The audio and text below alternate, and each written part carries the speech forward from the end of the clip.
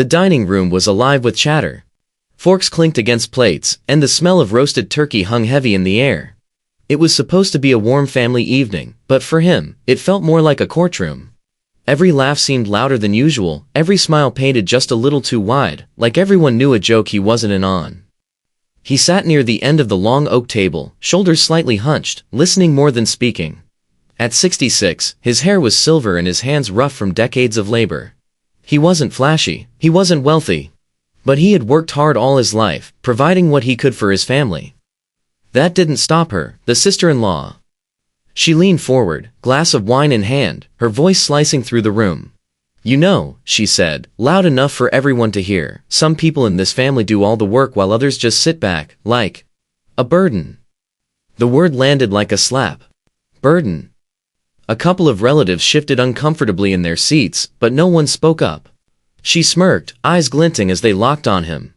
"Oh, come on," she added, with mock sweetness, "don't look so serious. We all know who carries the weight here, and who doesn't." He lowered his gaze, not giving her the satisfaction of a reaction. His fork scraped against the plate, moving food he no longer had an appetite for. Inside, though, he felt the sting. Not because it was the first time, no, this was only the latest. For years, little remarks had chipped away at his dignity. Tonight, she had simply spoken the quiet part out loud.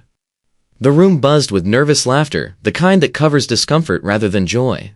His son tried to change the subject, asking about the football game. Someone poured more wine. The moment slipped away for everyone else. But not for him. The narrator's voice sharpens, he never forgot words like that. They stuck. They sank deep.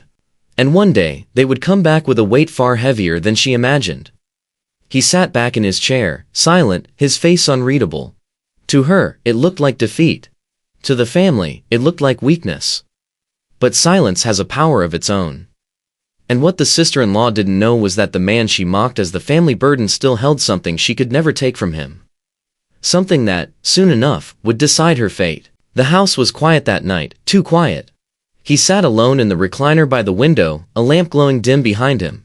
Outside, snowflakes drifted against the glass, blurring the world in white. Inside, the laughter from dinner still echoed in his ears, faint but cutting. Burden. The word replayed over and over, sharper each time. He looked around his modest living room. The shelves held family photos, birthdays, graduations, Christmas mornings. In most of them, he was there in the background, smiling faintly, holding the camera, paying the bills, making sure the lights stayed on. He had always been the one behind the scenes, keeping things running. And yet, after everything, he had been reduced to nothing more than dead weight in their eyes. His daily life had begun to feel like proof of her words. His son and daughter-in-law rarely visited anymore. When they did, they treated his home like a pit stop, dropping off laundry, borrowing tools, asking for money they never repaid. His chair at the dinner table, once the head, had quietly shifted toward the corner, almost out of sight. Decisions about family gatherings, finances, even household matters were made without him. He wasn't included, he was tolerated. Neighbors who used to stop by for coffee now only waved politely from across the street. Even the family dog, adopted by his son after he moved out, no longer barked when he came by. Every corner of his life carried a reminder that he was being pushed aside. But he didn't argue. He didn't shout. He simply carried the weight of silence, day after day. The narrator slows, this is where most men break. When the voices around you tell you that you don't matter, and the silence inside your own house agrees. Loneliness becomes louder than laughter. And it hurts. At night, he would eat alone at the kitchen table, staring at the empty chair across from him. Meals that once were filled with conversation now tasted like dust. The world he had worked so hard to build, a family, a home, a legacy, felt like it was slipping out of his hands. And yet, the narrator hints, in his quiet, something else stirred. A patience that wasn't weakness. A silence that wasn't surrender. He was not finished, not by a long shot. For now, though, he sat in that recliner, eyes on the snow, the word still burning, burden. Tomorrow would come. And with it, another chance to endure. By day, he looked like an aging man living on the edges of his family's life. His clothes were plain, his car a decade old, his habits quiet and predictable. To his sister-in-law, that was all the proof she needed to label him a burden. But the truth was more complicated. He had once run his own small business, a hardware store that served the community for nearly 20 years. People came not just for nails and paint, but for advice, for a word of encouragement, for the kind of customer service big chains could never match. He remembered long nights balancing books by hand, early mornings unloading deliveries before the sun rose, and weekends spent repairing shelves instead of resting.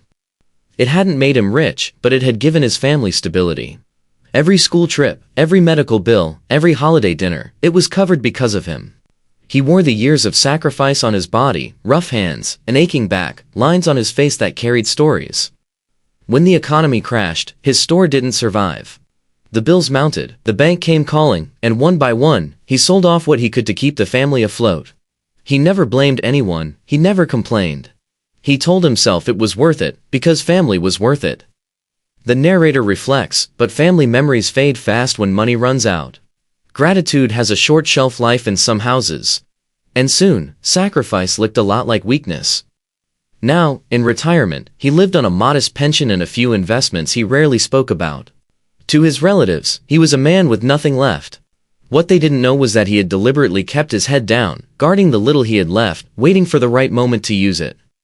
He wasn't just a laborer, or a tired old man, or a shadow at the end of the table. He was someone who had weathered storms before, and had learned that silence often holds more power than shouting.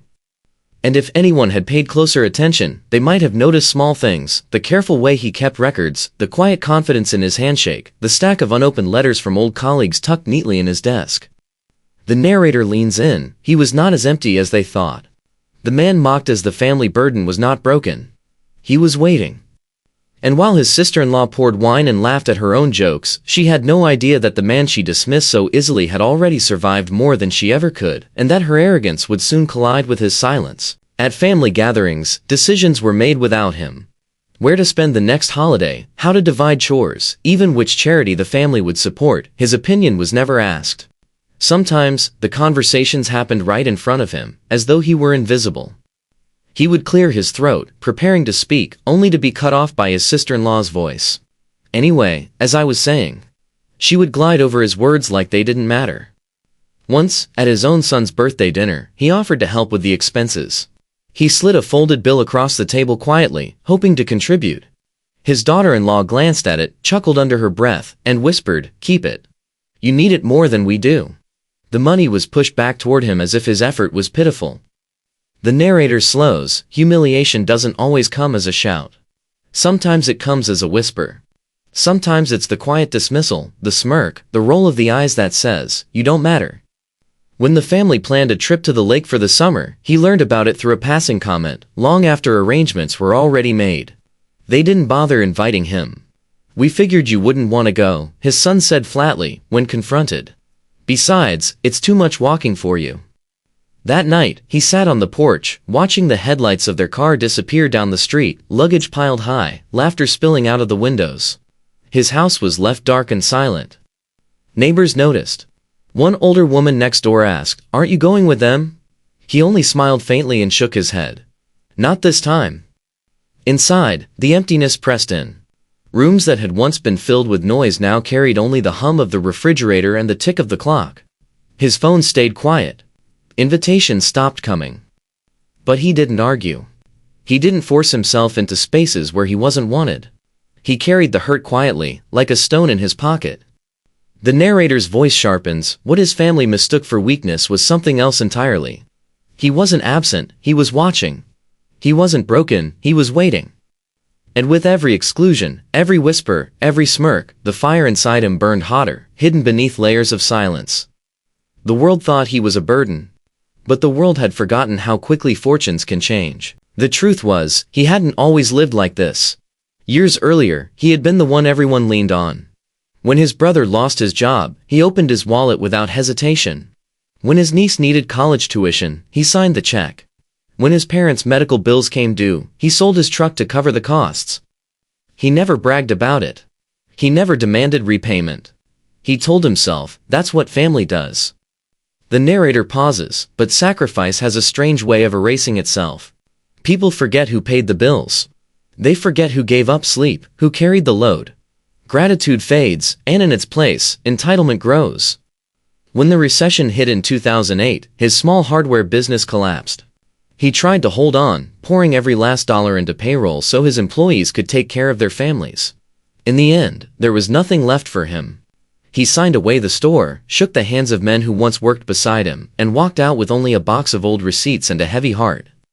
At home, he didn't complain. He didn't want his children to see defeat in his eyes. He told them, "We'll be fine. Money comes and goes.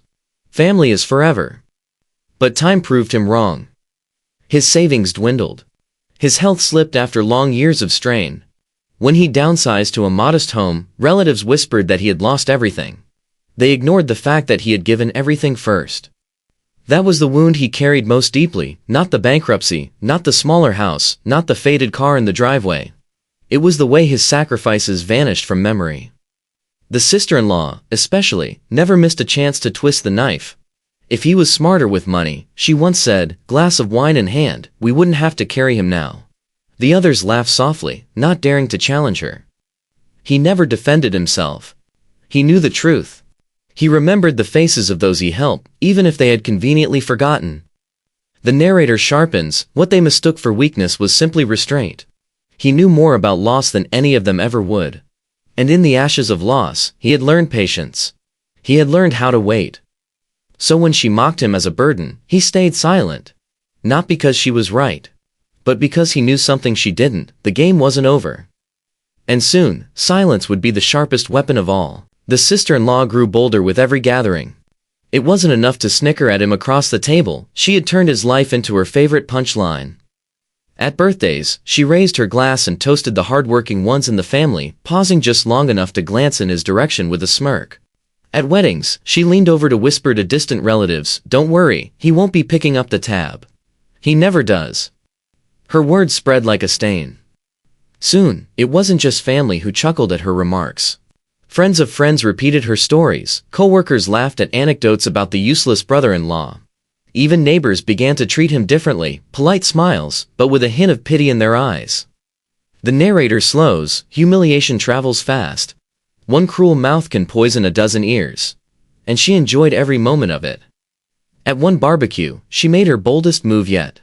Surrounded by cousins and uncles, she tilted her head and said, "You know, it's amazing how some people just coast through life. I mean, if we all had the luxury of being carried, wouldn't that be nice?" The group laughed uneasily. He set his plate down quietly, not touching his food. His silence was mistaken for shame, and that only emboldened her more.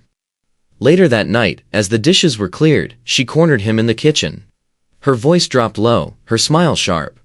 "Honestly," she said, "I don't know how you live with yourself. Everyone else is pulling weight. You just take." He didn't answer. He simply rinsed his glass and set it on the counter. The narrator's tone turns cold, she mistook his silence for surrender. But silence is not always weakness. Sometimes it is the sound of someone keeping score. Her arrogance was reaching a peak. She thought she had won, that her words defined reality. But while she was busy mocking him in front of family, friends, and strangers alike, he was watching. He was listening. And deep down, he was preparing. What she didn't know was that every insult was building toward a reckoning.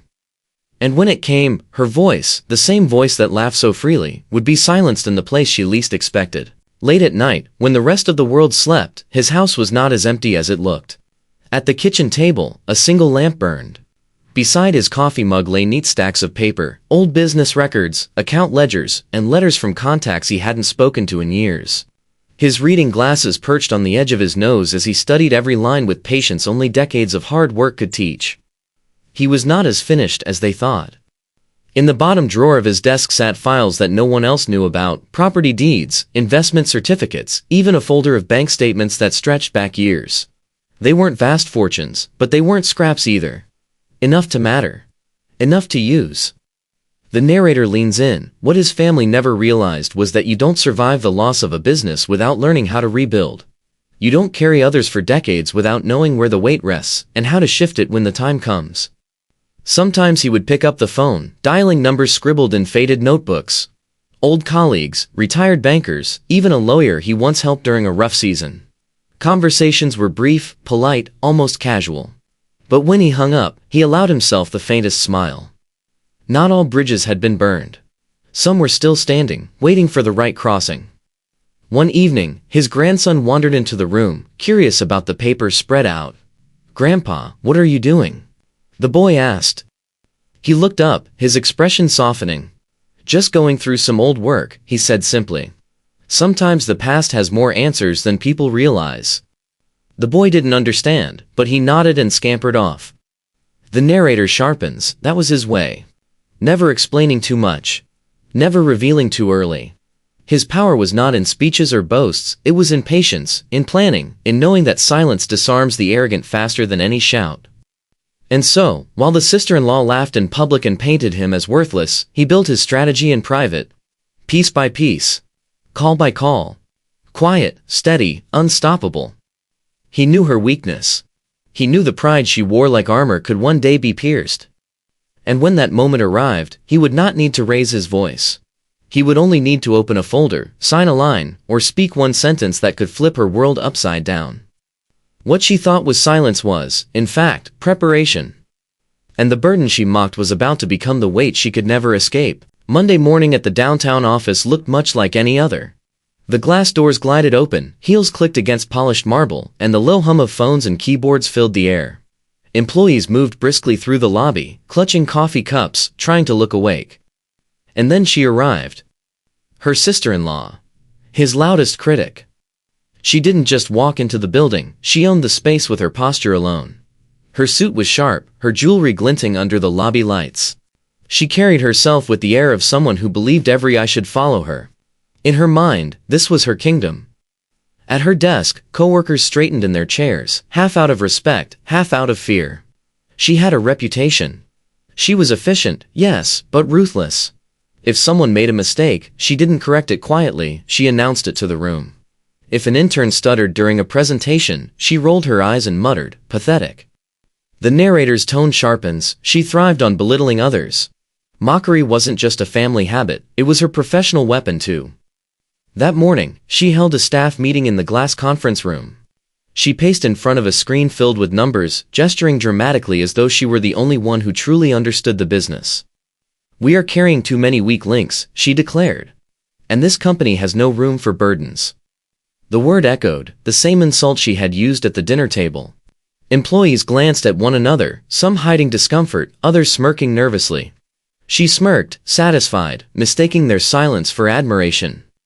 What she didn't know was that the company she treated as her personal stage was not as stable as it looked. Behind the polished glass walls and confident PowerPoint slides, cracks were forming, financial strains, management disputes, quiet rumors of an acquisition. But she wasn't listening to whispers. She was too busy hearing her own voice. At lunch, she boasted to a colleague over salads and sparkling water. "I swear, my brother-in-law, useless. The man can't even manage his own house. Can you imagine him trying to survive in a place like this?" The colleague gave a forced laugh, quickly changing the subject. The narrator leans in, arrogance blinds the eyes and deafens the ears. She didn't notice the storm brewing around her. She didn't see how fragile her position really was. She thought she was untouchable. And yet, as she strutted through those glass corridors, mocking family at home and colleagues at work, someone else was watching the company with interest. Someone patient. Someone quiet. Someone she had already written off. Her fate was not in her hands anymore. It was in his. And soon, the place she used as a throne would become the stage of her downfall. It was a gray afternoon when he found himself at a small coffee shop downtown, the kind of place where deals are whispered over steaming mugs rather than announced in boardrooms. Across from him sat an old friend, Tom, a man he had known since his hardware store days. Tom had gone into finance and now worked as a consultant for struggling companies. They talked first about old times, about the employees they used to share, about the changes in the neighborhood. But soon Tom leaned forward, lowering his voice. "Do you remember that company your sister-in-law works for?"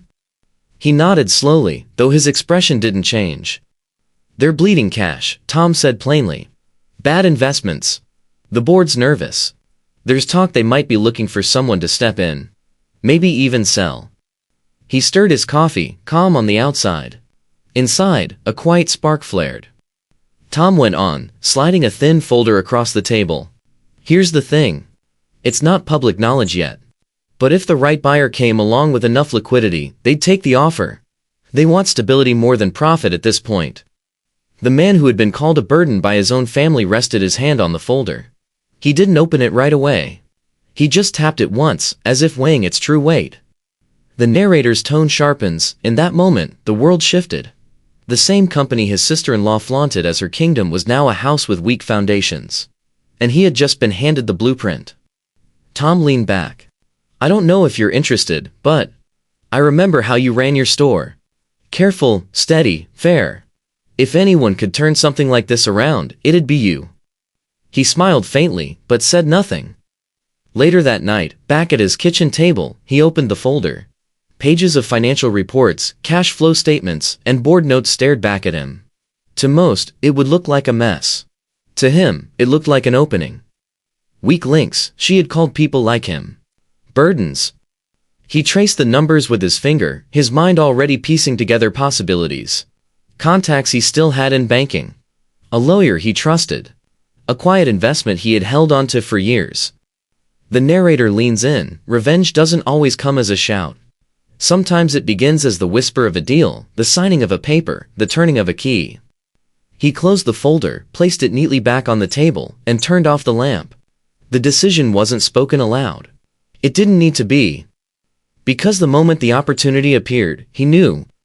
Her empire was about to become his. From the outside, nothing about his life seemed to change. He still walked the same route to the corner store. He still waved to neighbors with the same quiet smile. He still sat in his recliner at night, a lamp glowing over his shoulder. But behind closed doors, everything was shifting.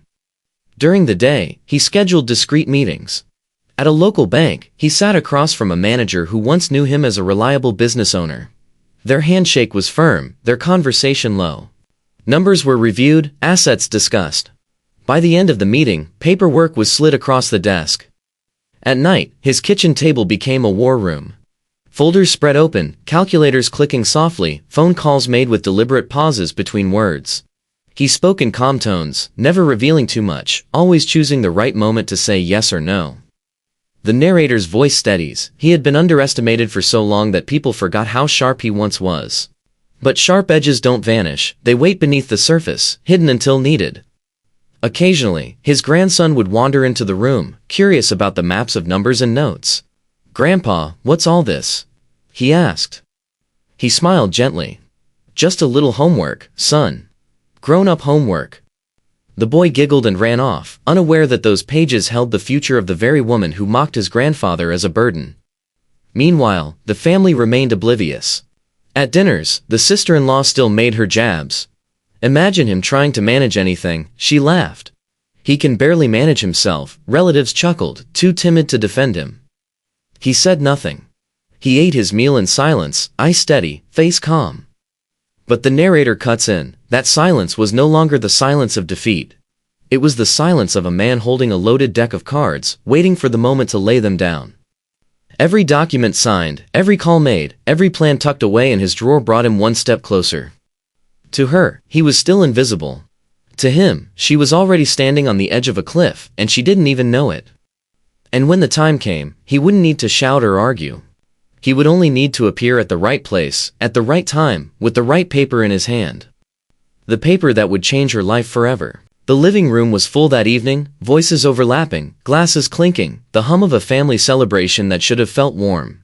His son had just earned a promotion, and the relatives gathered to toast the achievement. The air smelled of champagne in the hors d'oeuvres, but for him, the taste was bitter before the first sip. He sat in a corner chair, quiet as always, watching his children laugh and his grandchildren play on the rug. It should have been a moment of pride. Instead, it became the stage for his sister-in-law's sharpest blow yet. She held her glass high, her voice ringing over the chatter. "Here's to the ones who carried this family forward," she declared, smiling wide. "The ones who work hard, who build something, who make us proud." A few people clapped politely. She let the pause hang before tilting her head in his direction. "And here's to the others. The ones who simply come along for the ride." Laughter trickled around the room, hesitant but real. Someone coughed into a napkin.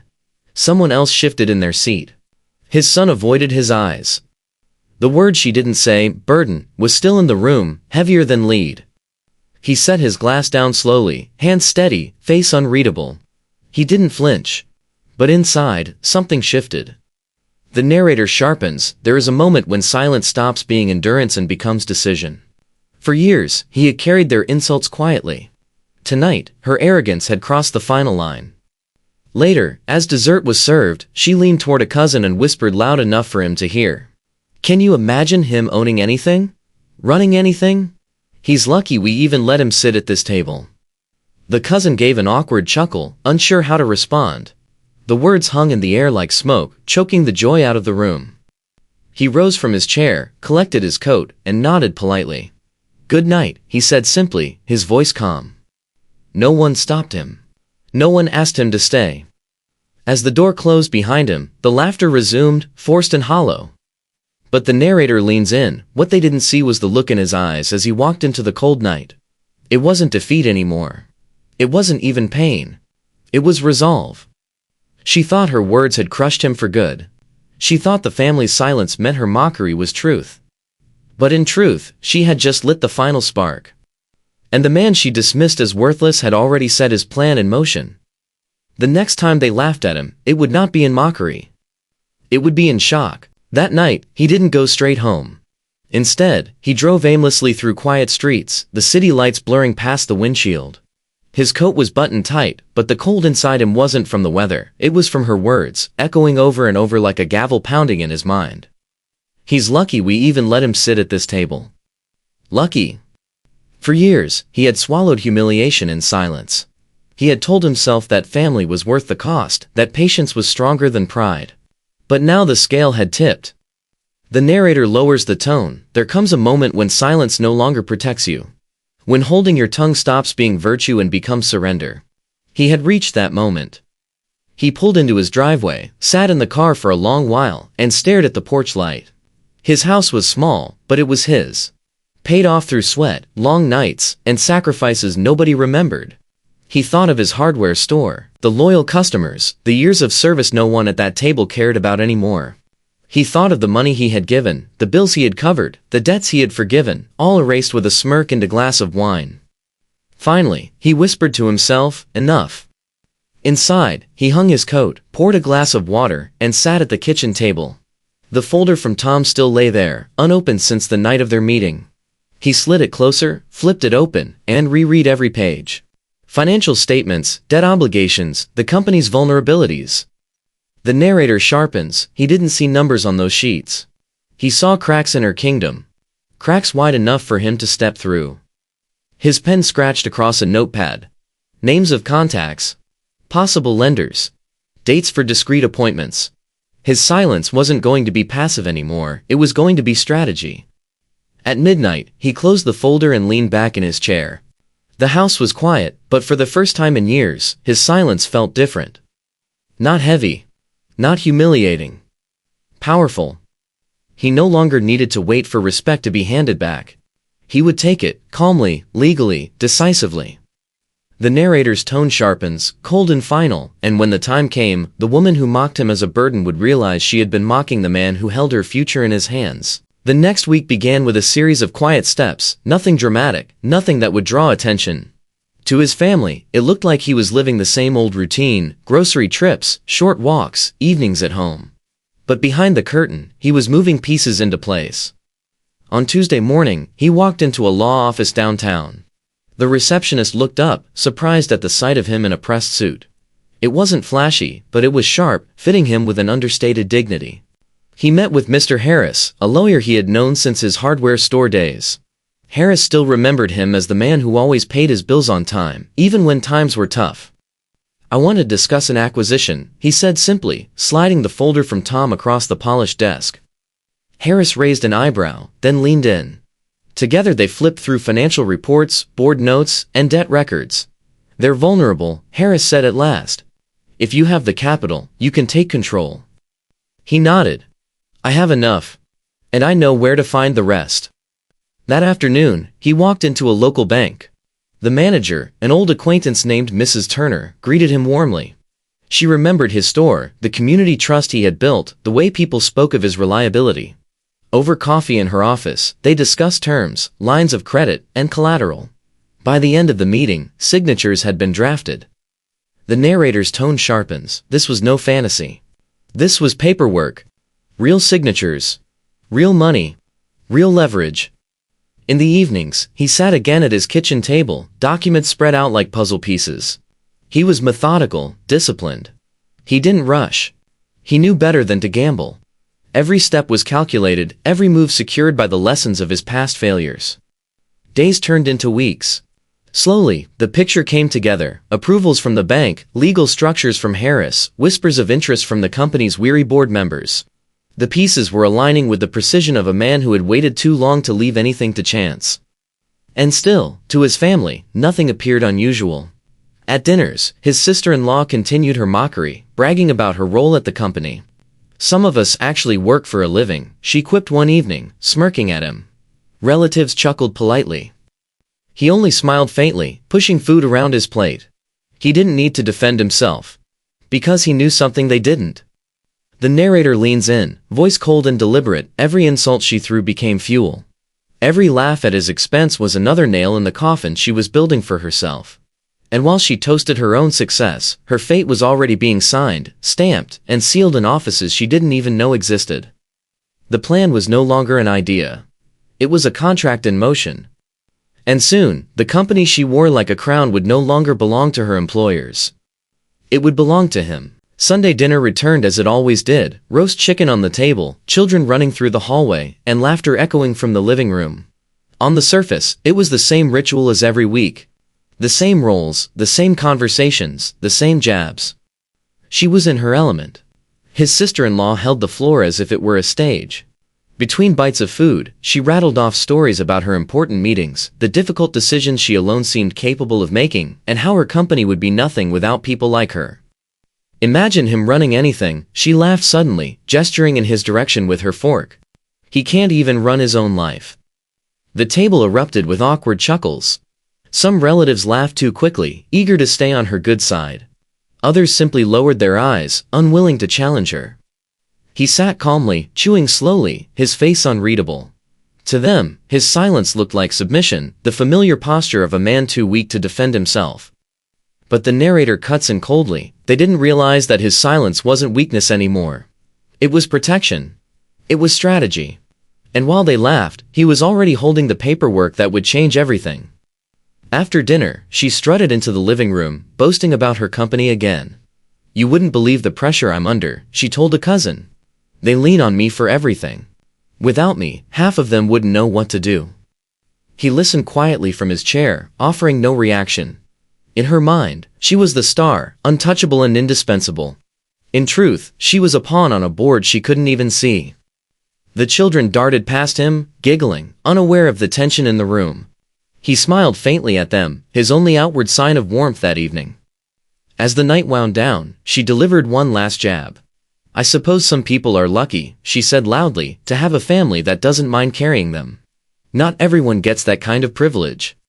He rose slowly, slipped on his coat, and nodded to the room. "Good night." His tone was polite, even gentle. The narrator leans in. They saw a quiet exit. They didn't see the storm building behind those calm eyes. They thought tomorrow would look just like today.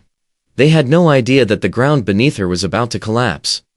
For her, arrogance had become a habit. For him, patience had become a weapon. And soon, both would meet at the same table, but the roles would be reversed. Monday morning dawned like any other for her. She dressed sharply, heels clicking against the hardwood as she left the house, car keys swinging with confidence. To her, the world was steady. She had her job, her position, her pride. Nothing in her life hinted at what was coming. The office lobby buzzed with the usual rhythm, phones ringing, the receptionist greeting clients, employees shuffling toward elevators with coffee in hand. She strode in, head high, nodding curtly at the staff who offered quick good mornings. To them, she was the loud voice in meetings, the one who always made herself the center of attention. She tapped her badge against the reader at the glass doors. The beep sounded, the lock clicked, and she swept inside, completely unaware that the security system she just used no longer reported to the same owners. The narrator sharpens. What she didn't know was that over the weekend, signatures had been finalized. Contracts had been stamped. The very company she bragged about as her kingdom had changed hands.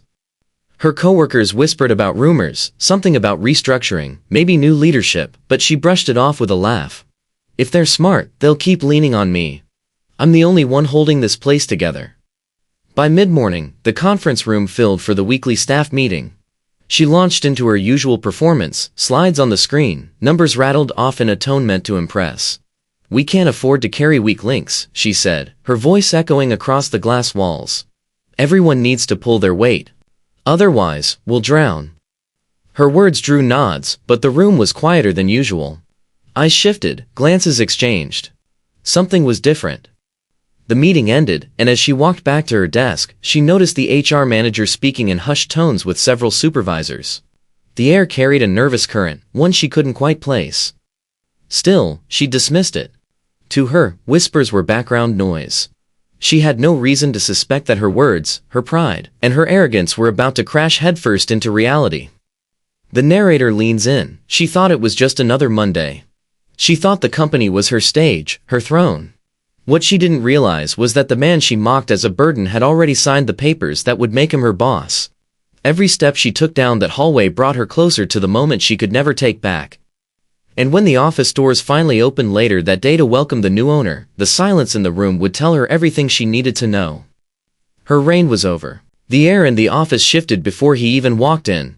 Supervisors were gathered near the front desk, voices low, eyes flicking nervously toward the conference room. The HR manager stood stiffly, clutching a folder as though it might shield her from what was about to happen.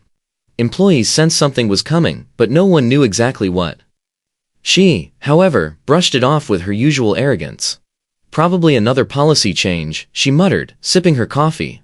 Let's be real, if they had any sense, they'd run everything by me first. Then the glass door swung open. He entered, not hurried, not theatrical, just steady. A pressed suit, polished shoes, a briefcase in hand. To the staff, he was a stranger. To her, he was the man she had mocked for years, the one she had reduced to nothing more than a burden. She blinked, confused. What are you doing here? Her voice carried, sharp and dismissive, the same tone she used at family dinners. He didn't answer right away. Instead, he walked calmly to the center of the room. The HR manager stepped forward, voice clear but trembling. Everyone, this is Mr. Carter, the new majority owner of the company. The silence that followed was heavy, stunned. Her coffee cup slipped from her hand and clattered to the floor, splattering across the polished tile. What? She whispered, her voice cracking. He finally turned toward her, his expression calm, almost kind, but his eyes carried steel. From now on, he said evenly, you'll report to me. The room seemed to exhale all at once. A few employees exchanged wide-eyed glances, others lowered their gaze, hiding small smiles. For years they had endured her arrogance. Now, tables had turned in an instant. This has to be some kind of joke, she stammered, her face draining of color. You can't be serious. He set his briefcase on the conference table, opened it, and withdrew a stack of signed documents. With deliberate precision, he laid them down for all to see. The company seal, the bank approvals, the legal signatures, all real, all final. No joke, he replied quietly. This is business. And business requires accountability. She shook her head, anger rising to mask her fear. You couldn't even hold on to your little hardware store. You're a... He cut her off with a raised hand, not loud, not angry, just firm. That's enough. The narrator sharpens. For years, she had owned the room with her voice. But now, his silence commanded more power than her shouting ever had. The HR manager cleared her throat. Effective immediately, all department heads will be reporting to Mr. Carter. Restructuring will begin today. Her lips trembled. The words family burden no longer fit in her mouth. He looked at her one last time. Consider this a new chapter. One where respect is earned, not mocked. The office buzzed with whispers as he turned back to the staff, shaking hands, speaking warmly to those who had long felt overlooked. Meanwhile, she stood frozen, the weight of her downfall pressing heavy, every ounce of her arrogance crumbling under the reality of who now held the power. The narrator's voice settles coldly. She thought she had been untouchable. She thought he was beneath her. But in that moment, in front of every colleague, the truth became undeniable. The man she mocked now owned her future. The shock of his reveal lingered long after he left the conference room. Employees who once cowered under her sharp tongue now whispered openly in the hallways. The HR manager, with unusual firmness, escorted her back to her desk. Her stride wasn't the same, it lacked the swagger that had once filled every corner of the office. That afternoon, a company-wide email landed in inboxes. The subject line was simple: leadership transition. Inside, it was clear, Mr. Carter had become majority owner. A new management structure was in place. And while most positions were secure, hers had changed. She wasn't fired, not yet. But her lofty title had been stripped. The responsibilities she flaunted at family dinners were reassigned to others. What remained for her was a reduced role, a position that no longer carried prestige or authority. The narrator's tone sharpens, arrogance falls hardest when the fall is public. She had mocked him at her dining table, and now the universe had handed her humiliation at her own workplace. The ripple was immediate. Coworkers who had once endured her cruelty now looked at her differently, some with pity, some with quiet satisfaction.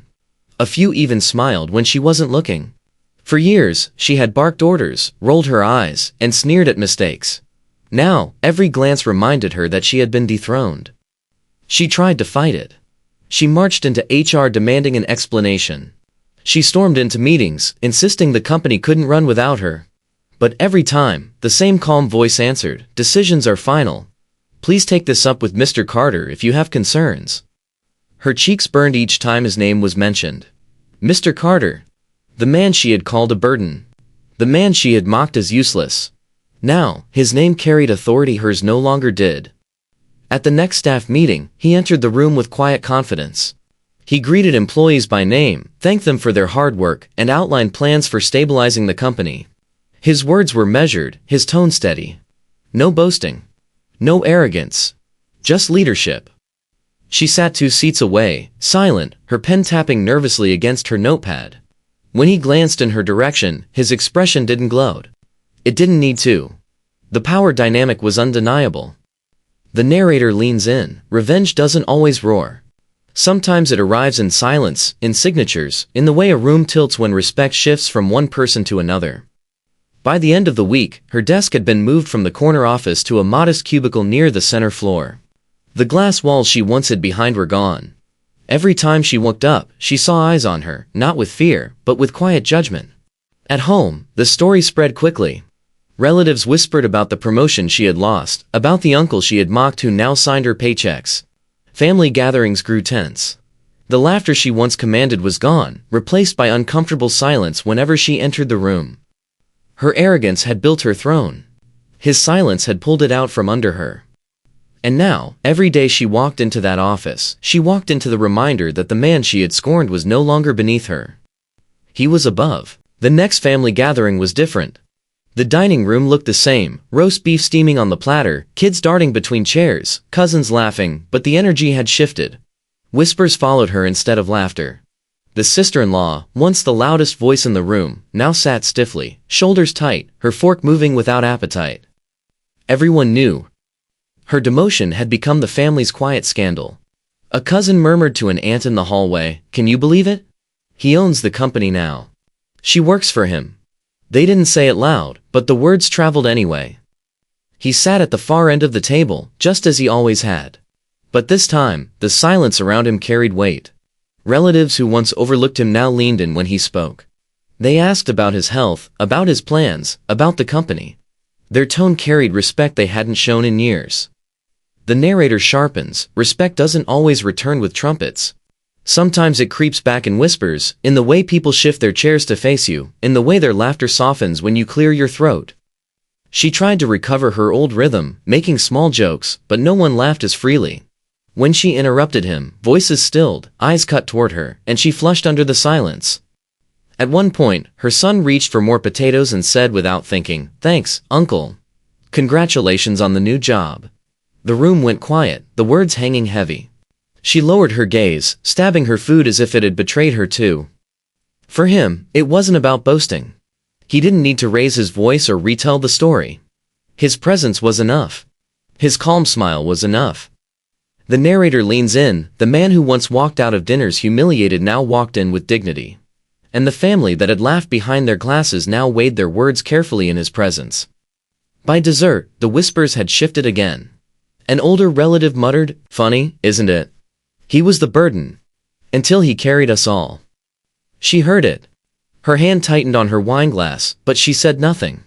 For once, her voice wasn't the loudest in the room. The crown she thought she wore had been passed, silently, decisively, and forever. In the weeks that followed, he carried himself the same way he always had, quiet, steady, unassuming. He still drove his old sedan, still tended the small garden behind his house, still took slow walks to the corner store. To anyone passing by, nothing looked different. But inside the family, everything had changed. When he spoke, people listened. Relatives who once ignored him now sought his advice, on mortgages, on business, even on raising children. His words were measured, never long, but they carried more weight than a dozen of her boasts ever had. The narrator softens. Respect had returned, not because he demanded it, but because he had proven it was his all along. At gatherings, he no longer sat in the farthest chair. Without asking, the family shifted so he sat closer to the center. His grandchildren pulled in his sleeve, eager to sit beside him. His son, once silent during the sister-in-law's mockery, now spoke with pride when introducing him. "This is my dad. He's the one keeping things together." And her? She remained present but diminished. Her voice had lost its edge. The smirks were gone, replaced by the kind of quiet resentment that grows only when pride has been broken. She couldn't erase what had happened at the office, nor could she change how the family now saw her. Every laugh she once commanded had been replaced with glances she could no longer control. He never gloated. He never rubbed her nose in it. In truth, he didn't need to. His victory was visible in the way the family leaned toward him, in the way her shoulders stiffened whenever his name was mentioned at work. One evening, as the family gathered for a birthday, he lifted his glass. His voice was calm, steady. Family is meant to lift one another, not tear each other down. When we forget that, we lose more than money or titles, we lose ourselves. The room was silent, not out of fear, but out of respect. Even the children seemed to sense the weight of his words. He sat down without flourish, taking a sip, his eyes warm as he watched his grandchildren giggle at the cake.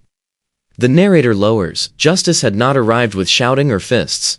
It had come with patience, with silence, with the steady hand of a man who had been underestimated for too long. And now, peace was his again. The storm had passed, and what remained was calm. He never flaunted his victory. He didn't need to. The papers were signed, the ownership sealed, and the truth undeniable. The family had seen it, the office had witnessed it, and she, his proud sister-in-law, lived with it every single day. The narrator slows. In the end, justice doesn't always come with thunder. Sometimes it arrives quietly, in signatures and steady resolve. Sometimes it comes in the form of patience rewarded. He had been called a burden, mocked as useless, dismissed as forgotten. Yet, he had proven that silence can be stronger than words, and endurance can outlast arrogance. At the next family gathering, he sat at the table surrounded by children and grandchildren. The room was filled with laughter, not the nervous laughter of mockery, but the warm laughter of belonging. For the first time in years, he wasn't looking in from the outside. He was at the heart of it again, respected, steady, and unshaken. The sister-in-law kept her head low, her fork pushing food around her plate. She didn't dare meet his eyes. And he didn't need her apology. The shift was already complete. The narrator turns reflective. Life has a way of evening its scales. Pride may rise quickly, but it crumbles just as fast when tested. Patience may look like weakness, but in truth, it is strength waiting for its hour. He leaned back in his chair, content. Not triumphant, not gloating, simply at peace. He had nothing left to prove. And for those who had watched, those who had listened, the lesson was clear. Mock the quiet ones, and you may kneel to them tomorrow. Betrayal cuts deep, but justice always finds its way. The camera of the mind pulls back, the dining room glowing with soft light, the family gathered close, his calm presence anchoring the room. No more whispers. No more smirks. Only respect. The narrator's voice falls into a low, steady close. He was never the burden. He was the foundation. And foundations, no matter how ignored, always outlast the ones who build their pride on sand.